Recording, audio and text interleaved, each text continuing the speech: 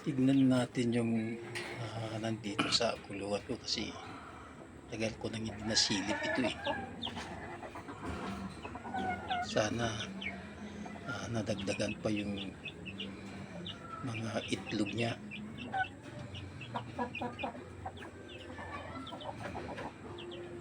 Medyo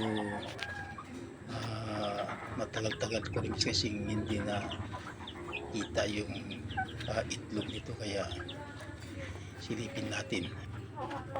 Ang paglilimlim kasi ng white labuyo ay nakababad sila.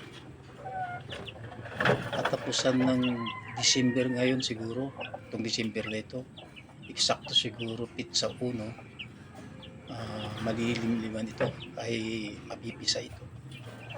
So magiging happy ako itong susunod na taon kasi baka ma-eksakto yan sa New Year.